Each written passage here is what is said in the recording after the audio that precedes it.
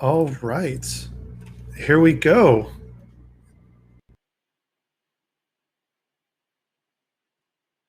And so we're the developers behind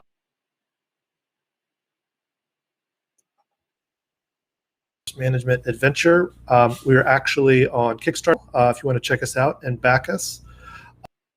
Today, we are going to be not only continuing our demo playthrough, but focusing on one aspect of development, which is really, really cool and exciting, often gets overlooked, but the audio, the soundtrack, music composition, all of that good stuff for our game.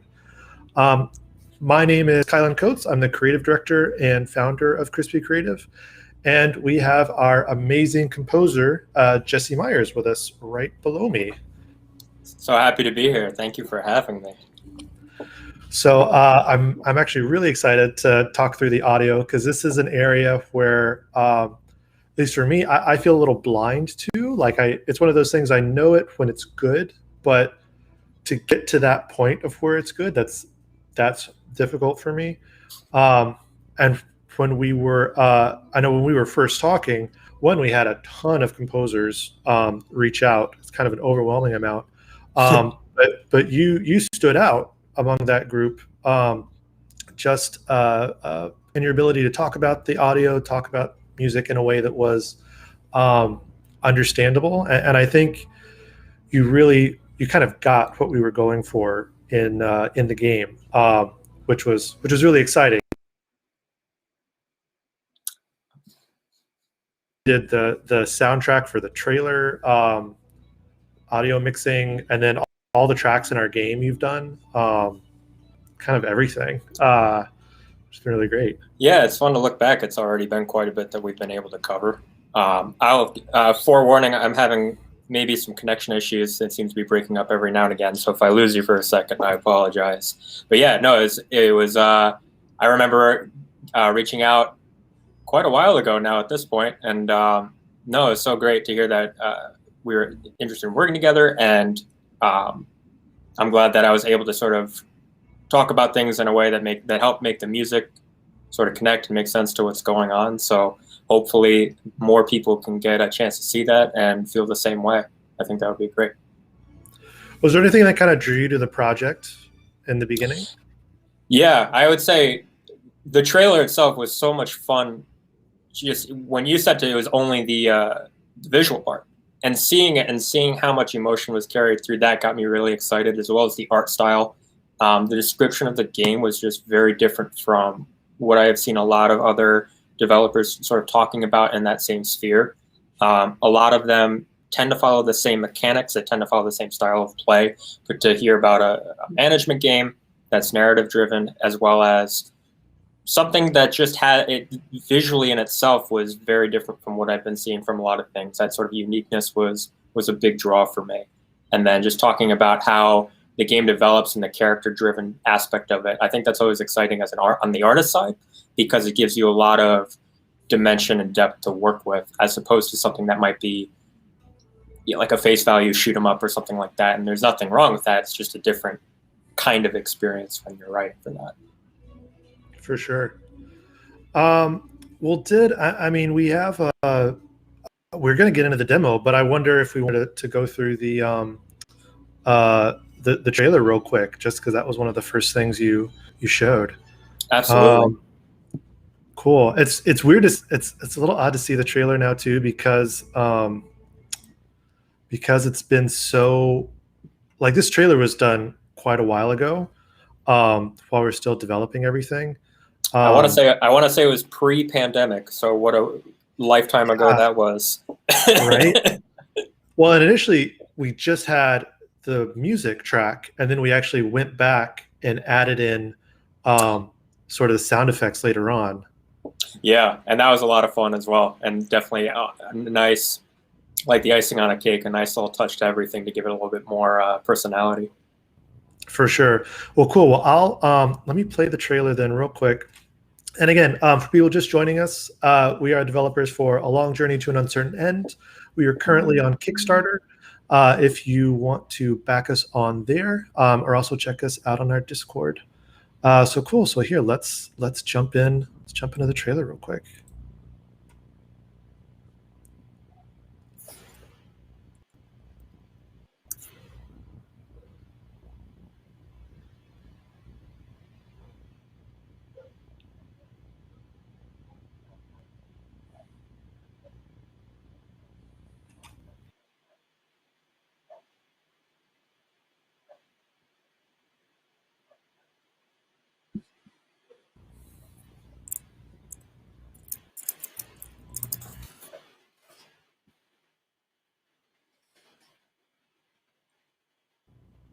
My bad. I'm hearing the music and I'm like jamming along. I'm like, oh, great. Okay, cool. Sorry about that. Let's see. Nope. There you go. I can hear it now.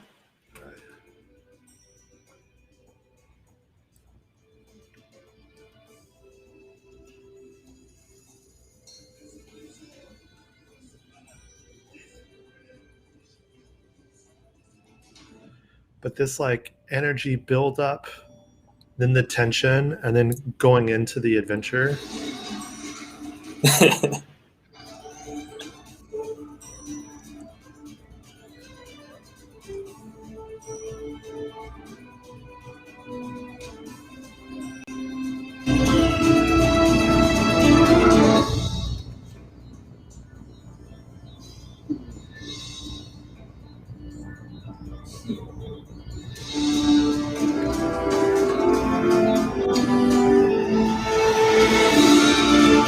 And I love that.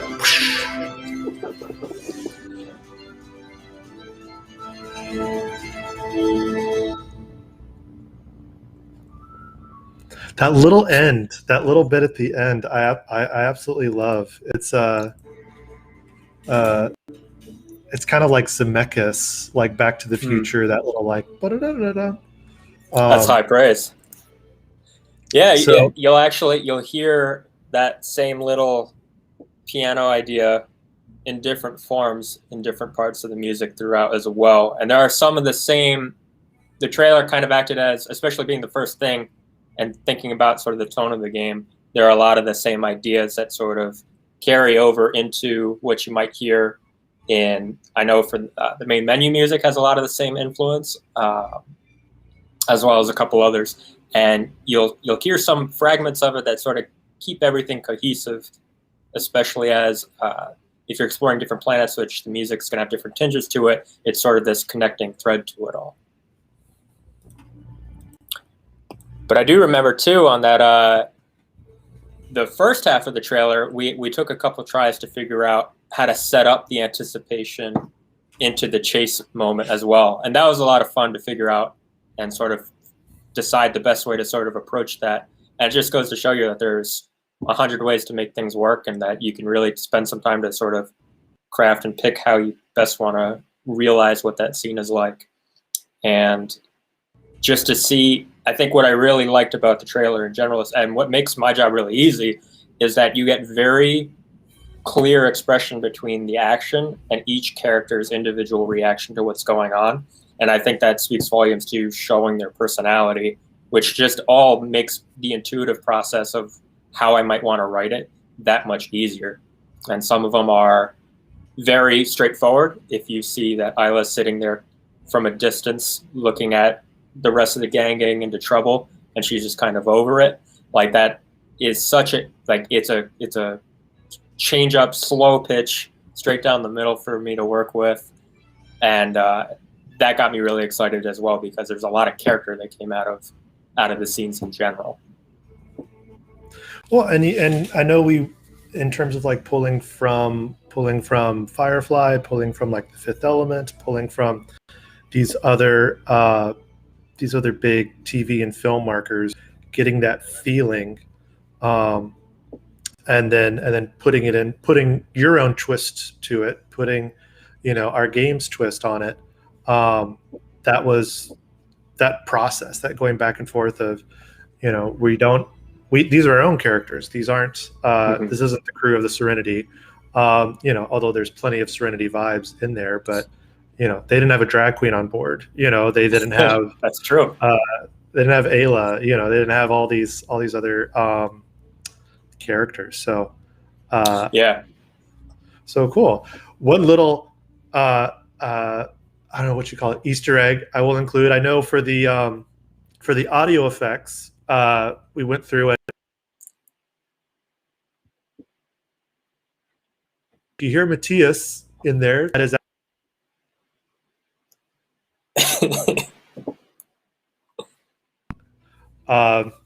trying to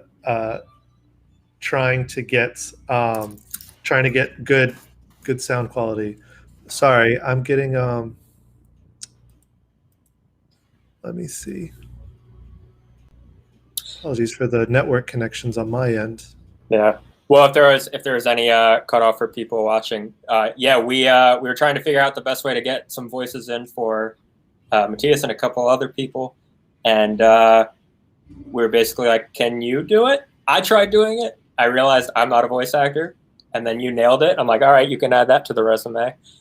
So, no, that was fun. And we had a couple different versions to work with, and stitch and edit it together in a way that made sense. And that whole process of adding the sound effects was really fun. It's not something that I do primarily, since I do a lot of music writing. But I will say, like, one of the things I'm most proud of is just like the pots and pans hitting the wall at the beginning of the chase. I'm like, oh, that sounds perfect. Like, that's exactly what pots and pans would sound like, and the vehicle going off. And no, it was a lot of fun, and it just made everything come alive, which is really cool.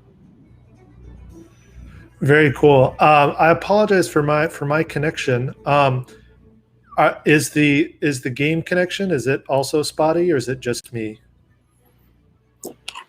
It seems to be okay now, but it's kind of been going on and off in patches. I wonder if it's just perhaps a streaming service or something else. I really couldn't say. No worries. Well, apologies to everybody for our technical issues here. Working from home. I know I'm in a back room in our house, and internet's connected through all these different wireless networks. So I apologize there. So here, let's kind of pick back up where we left off from the demo, and then Jesse, if you want to talk about the inspirations for these different areas, we're going to start out, I think, in the Rim worlds. All right. I'm going to talk about the Rim world, and then we can go from there. Oh, shoot. Sorry. Wait. Oh, I might have just messed up my save. Oh, no. Hold on. We're going to play it again. I know. I don't want to start out from the very beginning for everybody. Let's see. I meant to hit continue. Is it going to? No. Oh, okay, good. Oh, you're good.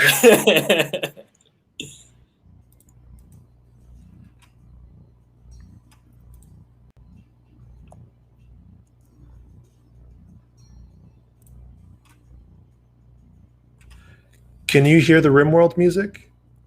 Ever so slightly, but I do remember writing the RimWorld music, so I can fill it in my head.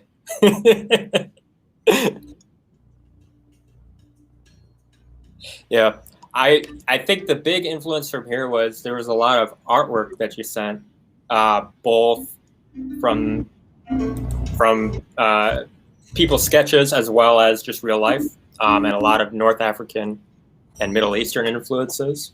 And I'm sort of a nut for any chance I get to use world instruments or draw from specific cultures. I'll take that chance anytime. So it was fun to find some of those instruments and to even have them available to work with, and mix it in with always making sure that it remains a space game and keeping those elements as well, and that sort of larger than life quality to it. So a lot of these will have those tinges of influences from particular cultures and backgrounds, while also carrying some of the cinematic quality to it.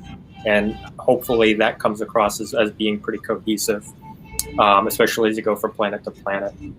And then I think one big challenge for this game as well, in this particular style of gameplay, is something that is enjoyable to listen to, that's going to be listened to pretty frequently, but also not necessarily on the forefront of things, because the narrative style of game requires probably a little bit more reading than most other styles of gameplay. So it has to be something that I think that can carry it forward without being too distracting. So it's, for the most part, pretty easygoing melodies and things that are naturally pleasant to the ear, I think. I don't go too crazy with any dissonant sounds or anything that's outside the norm, specifically for that reason. Like, especially if you're going to play a certain part of the game and you're trying to read and you're doing that thing, it can get kind of overbearing after a while if it's something that's too gnarly. So I hopefully that captured its purpose.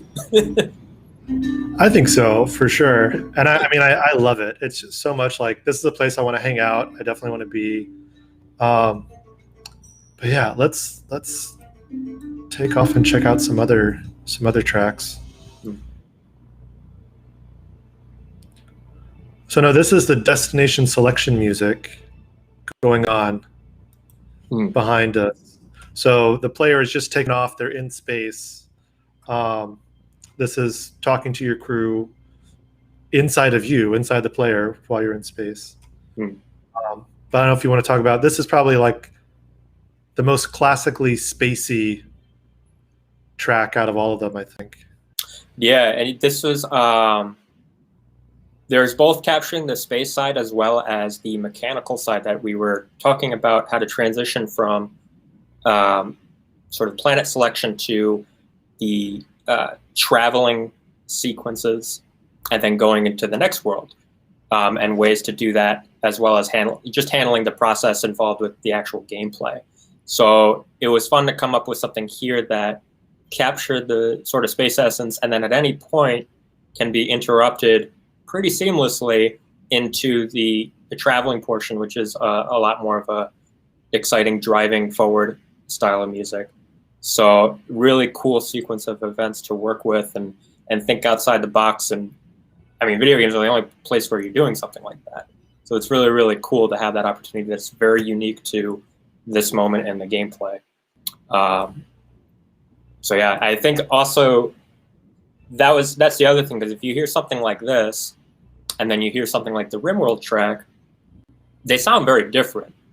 And one of the things, and we're talking about our influences, the composer for Firefly, at least the one I was listening to, Greg Edmondson, he seemed very discreet about what represents what, especially within the lore of at least that particular show. So if you're talking about the US-China, universal conglomerate or galaxy ruling aspect, they have American march influences to represent that. They have those influences on from Chinese music to represent that side. Anytime they show the crew, it's much more of that slide guitar sort of Western style of sound. And yet it all came together so seamlessly because it was very transparent in what it was trying to represent. And I think that was a big influence in terms of saying, okay, how can I show that this is all one connected idea? And just by being transparent with saying, okay, we're now in the midst of space, we're always in space, it's a space game, and then giving a chance for the characters to shine. It's a really cool juxtaposition because you have something as close as the characters combined with the infinite vast of space. So, absolutely, yeah. Well, so, I mean, I think we'll pick this next destination to travel to, and we can hear some of that transition music in there as well. Cool. The space station track, I don't want to give too much away, but I think this is probably the closest to Firefly as we get, in a good way, in a positive way.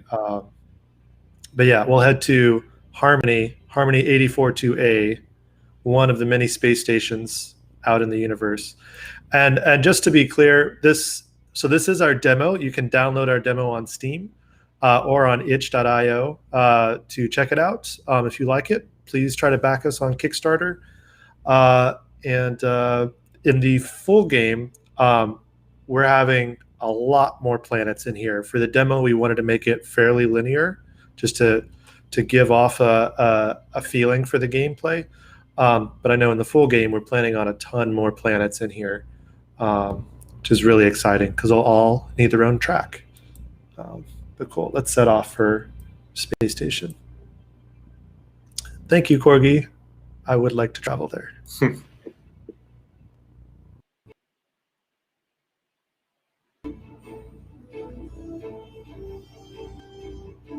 All right, pretty lights. Jesse, I don't know if you want to read this one. I will try. The streaming window, unfortunately, I can't get it to go full screen. But let's see. A charged aurora silently crackles with energy as its waves traverse the heavens. The lightning reminds you when your ex first suspected you might leave them. The burn marks are still on your memory core. Just speed. We're heading really fast. We're heading at double speed, so I'll slow down. Hmm.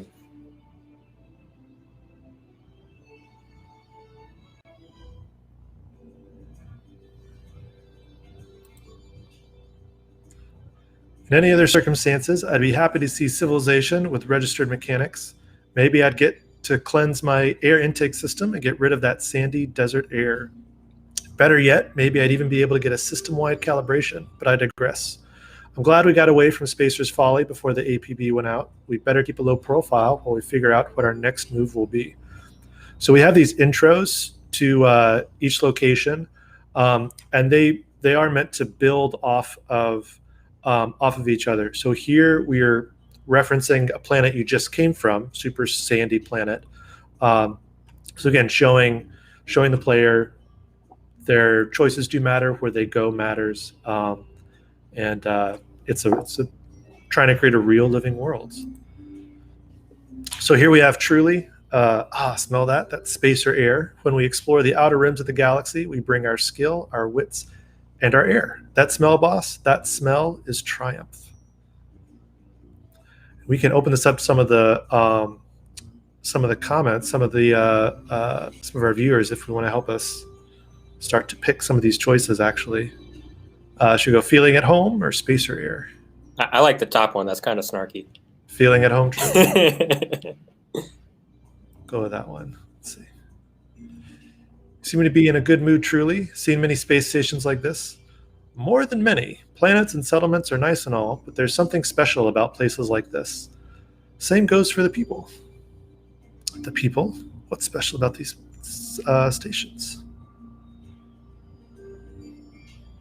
What's special? What is it about these space stations that make them so different from the rest of the universe? The Earth is a big place, Cap. Humanity wouldn't have been able to spread across it if it hadn't been for stations like this. The shipping routes, the repair docks, helpful hands, places like Harmony connects us, makes us whole. This idea of space stations as infrastructure, I know we had sort of talked about space stations as like the gas stations on the side of highways. And this idea of people who are there may not necessarily want to be there or didn't plan to end up there, but they're there to do a job, bit of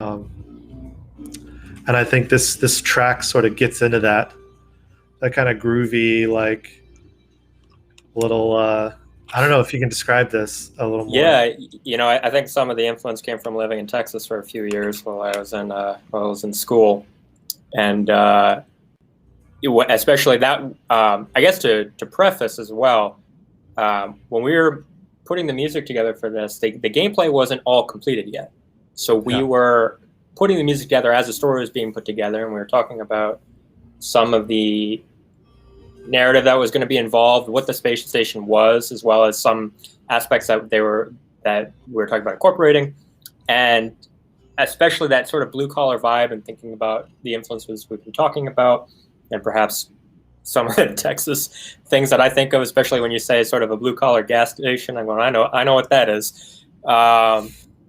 It just got me thinking a lot about that sort of guitar. That it's a very bluesy kind of tune, and it is still capturing some of the space elements. You have some of those synthesized sounds. You have some of those industrial type of drum sounds that go with it.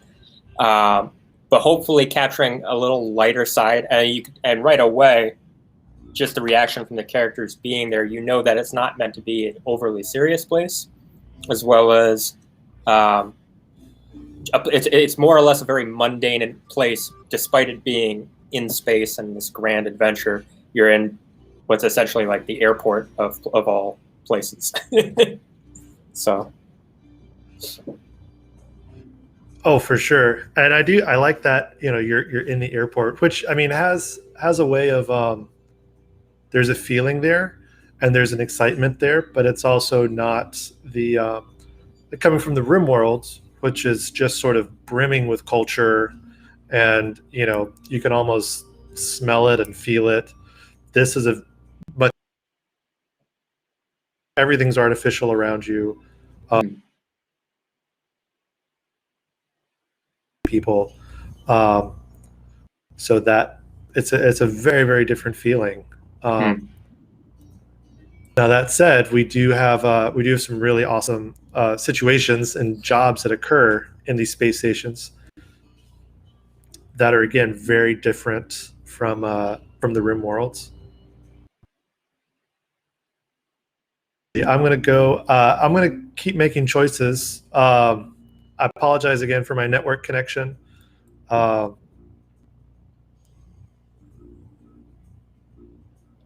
we have right now.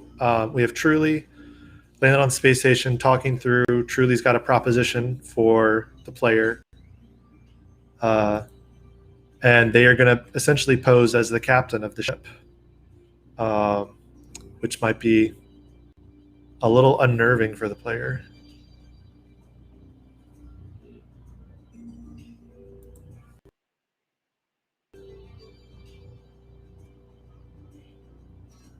So here we go, Jesse. I'll let you make the choices, and I'll just pick. Yeah.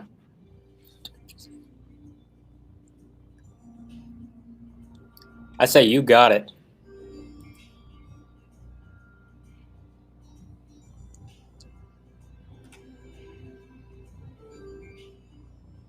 I'm gonna say nothing. The moment I start talking, that's when you start lying and I start forgetting things, and then we get caught. Cool. Do you want to read the text too? Oh, yeah, sure, of course. Of course, folks. I'm Captain Truly Dasham of the Crispy. Me and my crew are traders, and we're bringing in some goods from Spacer's Folly. I'm keeping quiet.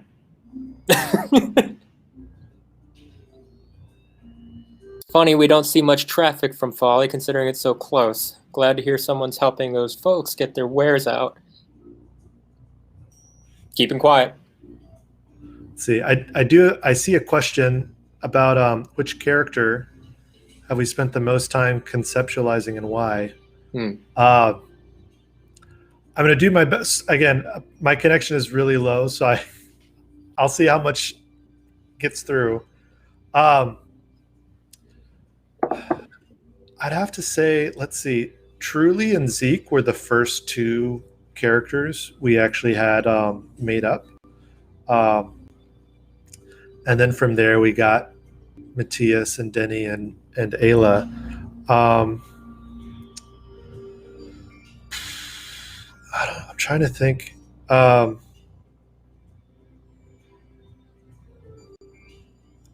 I don't know. They all kind of came up around the same time. Um, I think Truly has been difficult because they're a pilot, and we've been trying to make sure that Truly has a purpose on the ship. Um, I mean, just that situation of a pilot on a ship that doesn't need a pilot was really engaging to the team and really interesting.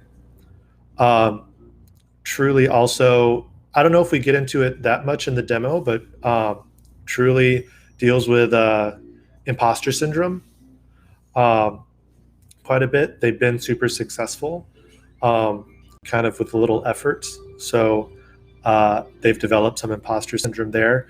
It's actually why they have all these little bits and bobs on their outfits from their travels to prove to show off that they've are well traveled and they deserve to be where they are. Um, that actually came up from being in the games industry. A lot of uh, when I've been at studios, people will have a lot of swag up on their desk to uh, prove that they are where they deserve to be there from all the different conferences and everything they've been at. Um, so Truly's been, we spent a lot of time with them. Again, just making sure that their story and their rationale made sense. But ever since then, you know, Zeke has been really engaging with a narrative team.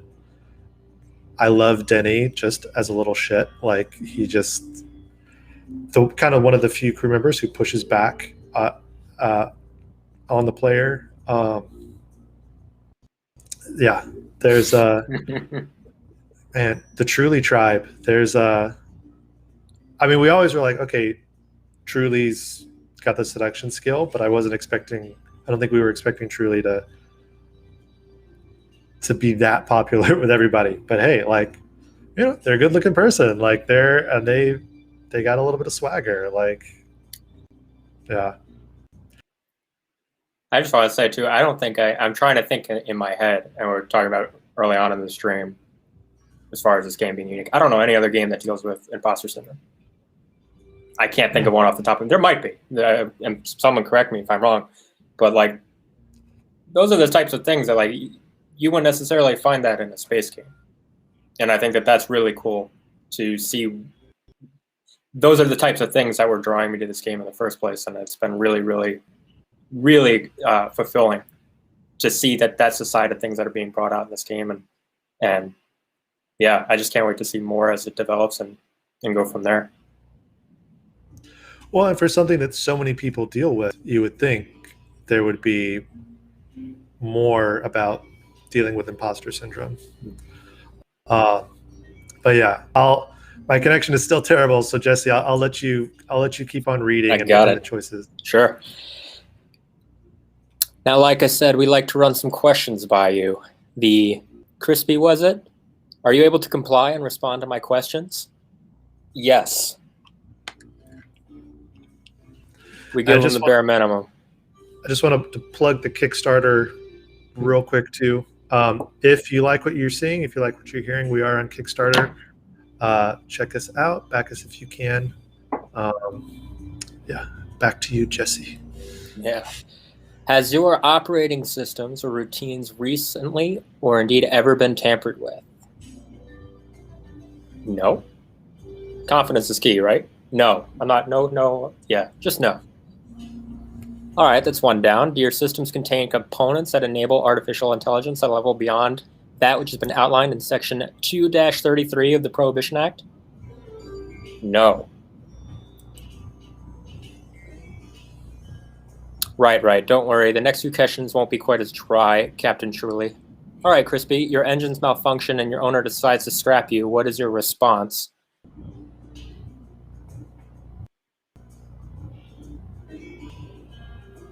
I think I attempt to repair myself. I think that would be a good one. I deploy repair drones and attempt to restore the engines. Acting against owner. Not the first time I've seen this. Some of the older models have fail-safes and contingency plans for just about everything. Practical, but causes some concern. Next question, how do you feel about your owner? Oh, I see. Okay. I do not feel. That's it. I am unable to answer that. I do not feel. I see. All right. Just about done here. Final question. Have you ever experienced or indeed wish to experience thoughts of self-awareness, sentience, or individuality? No. That's what they... Yeah, no. We'll fool them all. Negative. Great. That's all we needed. We're going to run these answers by our main database, as well as your signature. In the meantime, I'd like to make it clear that you're bound to remain docked until the queries are cleared. Usually it doesn't take long, but we're swamped with traders right now. I'd give it a couple days. Have yourself a great stay. Two security guards thank Truly for their time and begin making their way back. As they walk away, Truly leans them to whisper, I'll start digging. I'll let you know as soon as I find something. And I would say, good luck. We did it. And here we are. We got it. Well done. And here we are.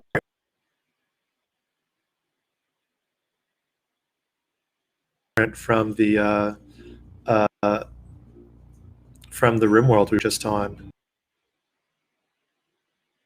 No.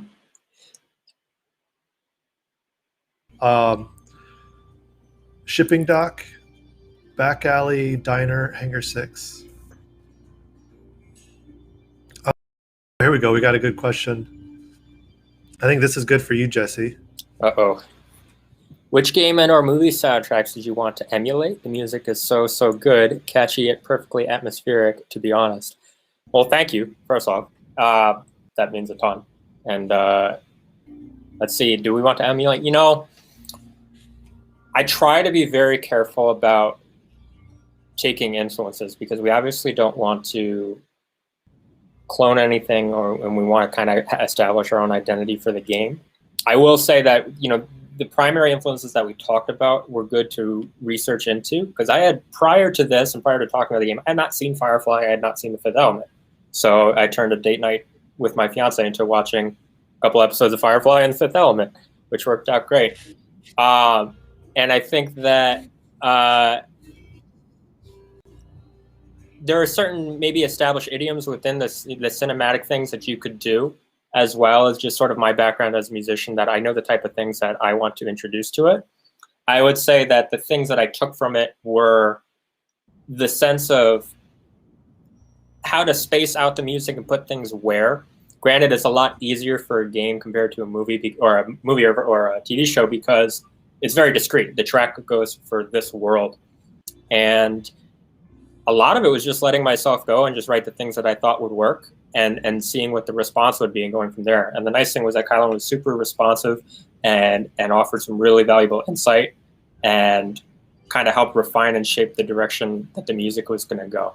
And I think that's always so much more fun because as a composer, you start to branch out and do things that you wouldn't do as an instinct because there's somebody else putting their imprint on what the direction of music should be. And I think that's a really positive thing. And it's a really fun thing to collaborate on because this job can get lonely if you're just working on doing it from your own and working on your own ideas. It could be really fulfilling to just work together and see what sort of makes sense. So I hope that sort of answers the question. But certainly the influences we talked about and just a lot of the sort of cinematic games that I remember, even as a kid watching movies in the 90s and 2000s especially. And I think, you know, you think of guys like, I think Hans Zimmer comes to mind as somebody who just like took that cinematic sound and ran with it for an entire career. Or even I would say probably established that sound to begin with. But I would say it's something along those lines combined with musical ideas and whatever the track had its influence from, or whatever the world had its influence on, that I could put in on the track. I know you made little musical sketches that were really, really helpful. We were starting out, just little like 10, 15-second clips. That was helpful in just sort of steering that direction. Yeah, no, that also helps me because sometimes I think whenever two people communicate, sometimes you think you're on the same page, and you just you might do something that you think is totally vibing with what you both want, and it turns out that's not the case. I know that we talked about the trailer. I think the intro to the trailer had 4 or 5 different intros that we worked out before we came to one, which is fine. That's part of the job, and I think that's to me that's the craft side. There's like the intuitive composer artistic side, and then there's a side where you need to make something work. You have a set of tools, and you need to utilize those to make something happen and make sure that everything works right. You know, you can be a master craftsman making a chair, and you can design the coolest chair in the world, but if it doesn't have 4 legs and you're not able to sit on it, it doesn't matter, sort of thing. So no, working with those sketches was great, and it was. I mean, it's been really, really fun just working back and forth to create the music we did it over the course of maybe 6 to 7 weeks, I think, as well, in putting together the demo soundtracks. And yeah, I think that was great. I see another question here if we want to talk about the music a little bit more. Which says, could y'all talk a bit about how y'all come together? You are definitely a Southern gentleman, or gentle lady. So you come together as devs and a code to make those discrete themes in your soundtrack that you mentioned before, have it connect to the lore, and how you communicate that from both sides, both as devs who write the lore in the world and as a composer who then interprets that. Yeah. So for me, the themes of the trailer, because that was the first thing we started with, and I knew that I liked the sounds that were coming from that and sort of the adventurous feel, I wanted to at least incorporate some of those sounds back through the rest of the game. So you get some of that in the main menu music. You get you'll hear the intros of tracks or perhaps little melody fragments that sort of allude back to what we've already heard. Aside from being a way to add cohesiveness, where it sort of creates a repetition that legitimizes what you're hearing, it helps bring the world together, because when you start hearing the same thing in different contexts, all of a sudden it doesn't feel as segmented as you're in one planet, and then you're traveling, and then you're in the next planet.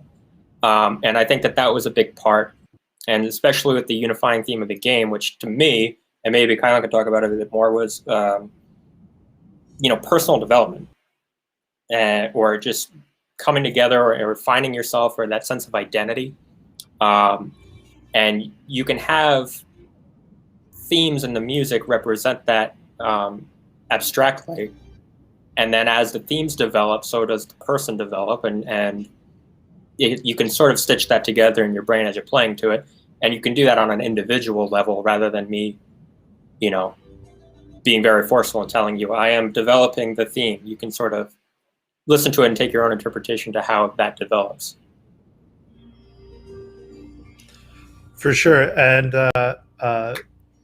I've been trying. I think the connection issues are on my end, so that's why I've been limiting how much I'd say. Sorry, Jesse.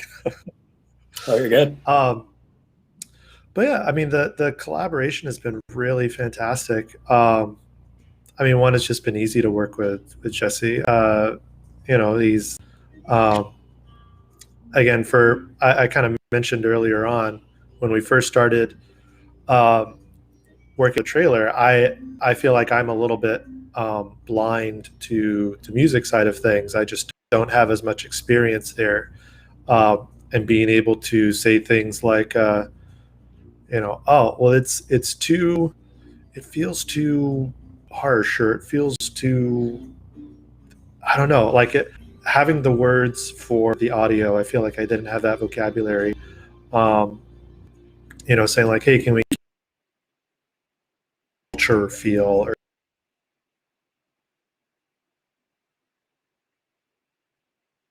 can we get more on the side of something else? To me, that those feel like non-audio words to use, but those were the words that I had. But Jesse was able to at least to translate that into an audio language that works, that where we got to a point which was really, really great, and also helping to get us to a point that I may not even know. I don't always know what does a space station sound like in our game. I know what the space station is. I know the role that it plays in the universe. I know the stories we're going to tell through it. But what does that sound like? I don't always know what that sounds like. So again, collaborating with Jesse, sort of explaining, here's everything around this level. Here's everything around what the space station is. Here's a real world equivalent. How would that sound? Jesse's able to take that and then to be like, okay, this is a little more earthy. This is a little more human. This has more of the sci-fi aspect of it. It's been really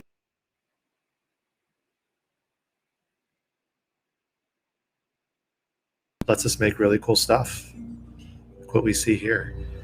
Yeah, were there other?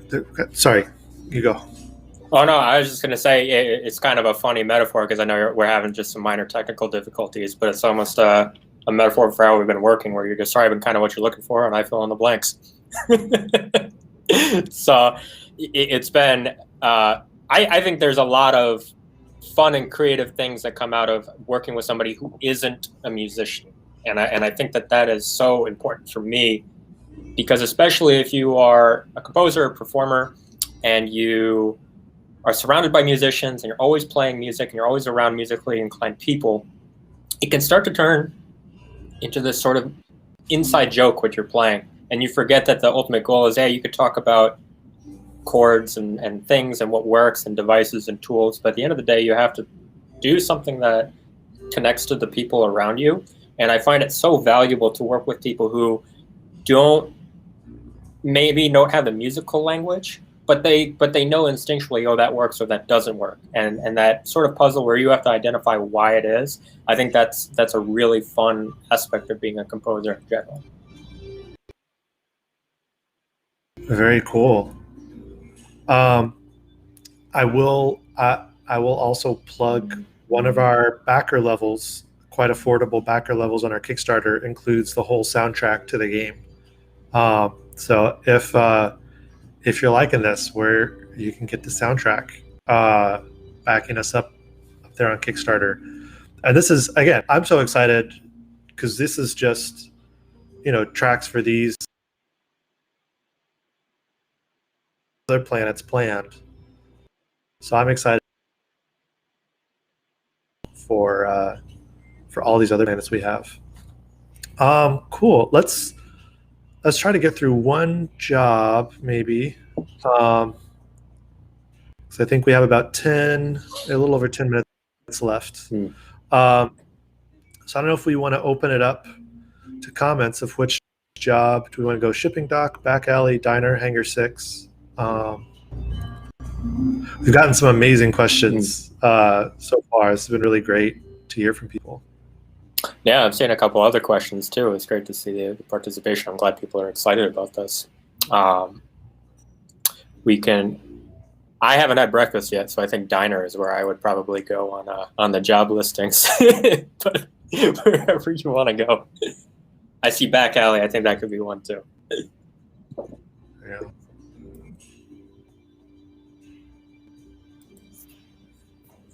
Up.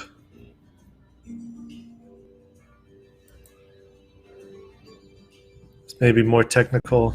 Oh, there we go. There we go. Let me see. Oh, that's a bug. All right. Kath. Y'all just passing through, ain't you? Could use a clever pair of discreet hands for a simple job if you're looking to earn your keep. Really ain't nothing to it, just let's call it a logistic accident past those docks there. Work fast and quiet, and I'll reward y'all handsomely. Deal? So you have deception, business, skills, and then this will give us supplies. So we'll send Denny out on this one.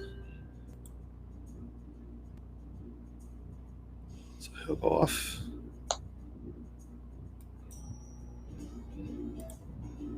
Go. I don't know if you want to read this, Jesse.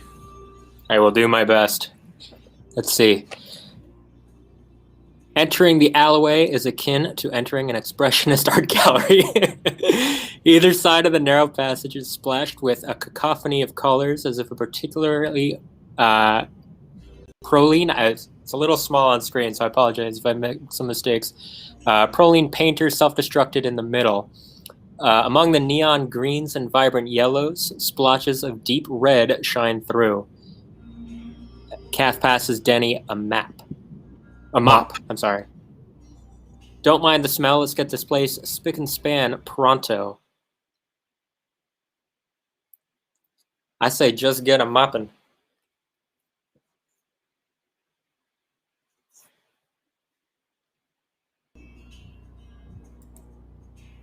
Yeah, I don't know what's up with all these technical difficulties.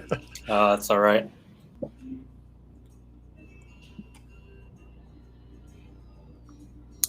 Can you read that part? Yeah, I'm just looking to try and get this full screen on my computer. Make my eyesight is these glasses are 10 inches thick, so it's already hard enough for me. It'll have to do, I suppose. Not as noticeable anymore, at least. I'll get some fuel canisters moved to your dock. That should be more than acceptable as payment. Oh, we could strong arm them a little bit. That's kind of me. I'd say do it. Raise your voice and ask for more.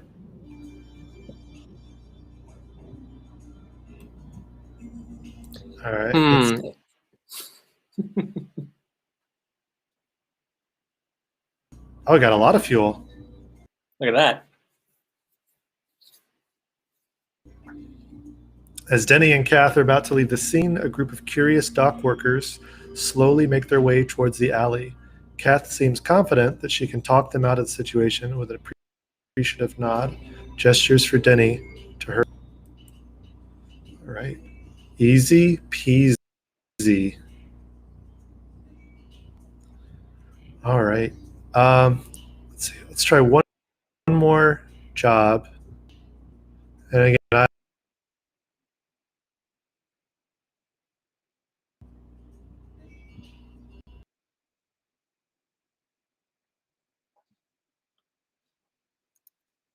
tech and muscle. So we have Ayla, we have Matthias. We can also send in anybody else. Looks like Denny's the only one who might not be a good fit. Who should we open it up to the chat? Who should we send?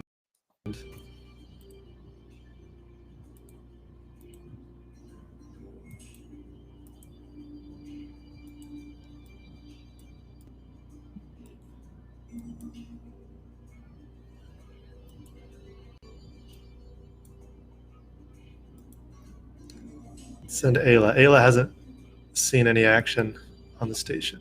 I got you.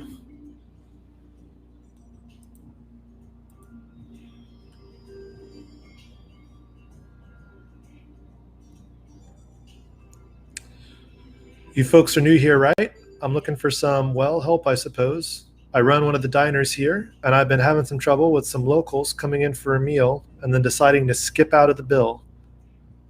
I've got some old ship fuel laying around, if that's of any use to you. Think you can help me out? Theo shows Ayla around the diner, finally seating her by the counter. The diner is fairly empty, and a variety of foods have been put on. Figured they'll be here soon enough. Them fellers always come around this time of day. Any ideas? I'm open to just about anything.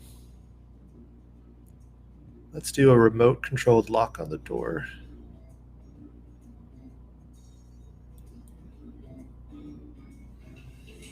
A little trickier for them to dash. Pass me that screwdriver.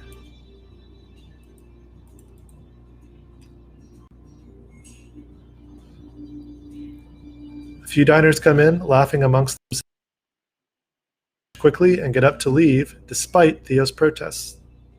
Their confidence comes to a sudden halt when the first one's face smacks into the now locked door, and they awkwardly round up the money to pay for their meals. Theo is delighted.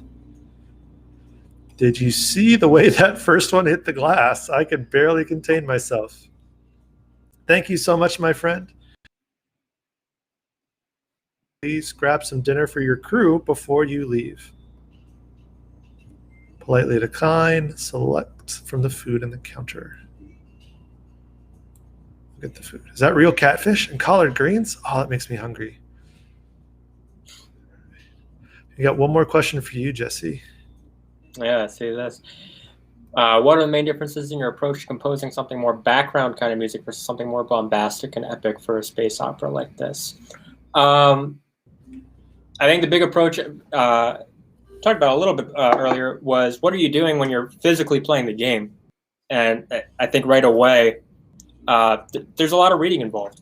So if you have something like really kind of in your face music wise, it might sound really cool, and I would certainly have a blast writing it. But is it going to be something that the average player is going to listen to as a reading and feel like it's a distraction, or is it going to enhance what they're doing?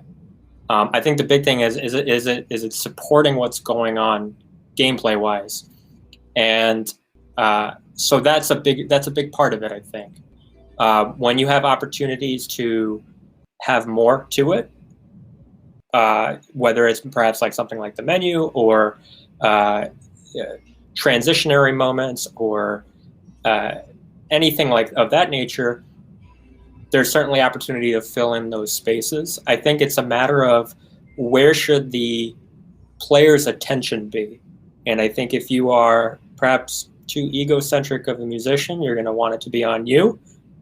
But sometimes that's not the best case for what the game is trying to do. And if you're trying to have the narrative be the core essence of the game, you want to be careful not to overwrite, which is, for me especially, very easy to do. It's a balancing act, I think, to make that happen.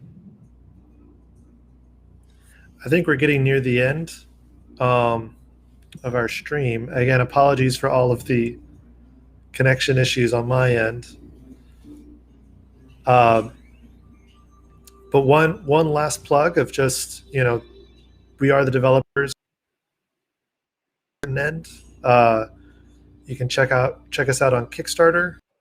And again, we have this amazing soundtrack that is a backer reward. Yeah, thank you so much, Jesse, for joining us and talking about it.